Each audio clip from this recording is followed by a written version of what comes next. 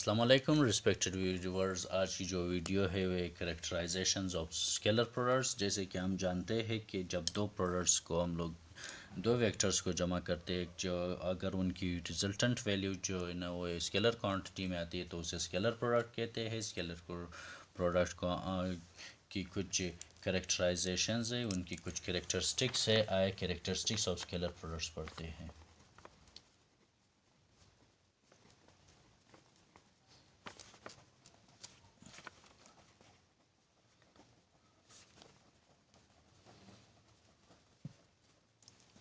Characterisation of scalar products में हमारे साथ सबसे पहले है कि इट ओबेज कम्यूटेटिव लॉ।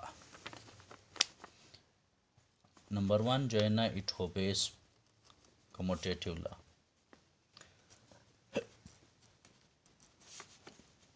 अब कम्यूटेटिव लॉ है क्या? A dot B is equal to B dot ए।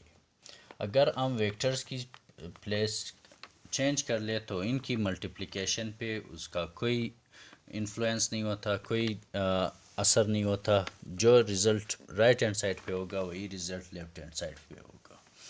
दूसरा जो है ना वो है हमारे साथ, अगर two non zero if angle between two vectors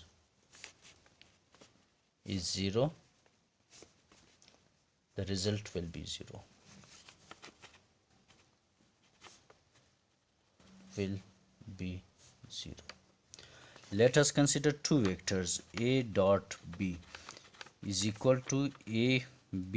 अगर इनके दरमियान एंगल जो है ना vector is 90 degree is 90 degree, the result will be 0.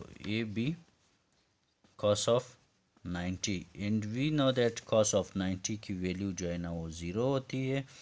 cos of 90 की वैल्यू 10, ये भी is equal to 0, इसकी वैल्यूज 0 हो जाती है। In the same way mutually perpendicular जो यूनिट वेक्टर्स है उनकी भी वैल्यू 0 होगी।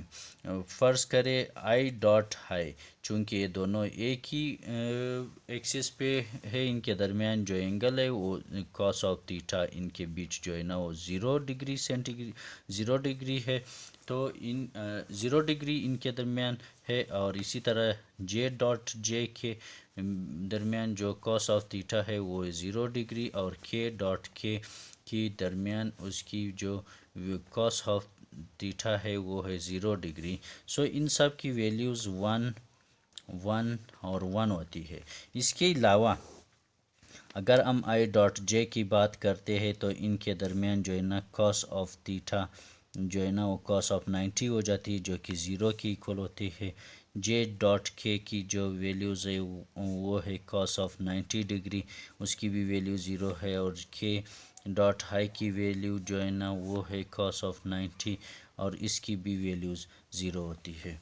तो अगर 90 डिग्री का एंगल हो दो वेक्टर्स के बीच या इनके यूनिट वेक्टर्स के बीच तो उसकी वैल्यूज़ जो है ना 0 हो जाती है। इसकी वेक्टर क्वांटिटीज़ की जो फोर्थ कैरेक्टराइजेशन है वो है it obeys distributive law. Distributive law, अब डिस्ट्रीब्यूटिव लॉ है क्या? अब हम देखते हैं, अगर कोई कांस्टेंट है और ये दोनों तरफ से लेट अस कंसीडर एक कांस्टेंट है 1 into vector A plus B dot 1, ठीक है। इससे ये इक्वल आ जाएगा A plus B into constant value multiplied by 1। ये ओबे करता है डिस्ट्रीब्यूटिव लॉ को। स्केलर क्वांटिटीज़ जो है ना या स्केलर क्वांटिटीज़ के कैरेक्टराइजेशन ये भी है कि ये डिस्ट्रीब्यूटिव लॉ को ओबे करती है।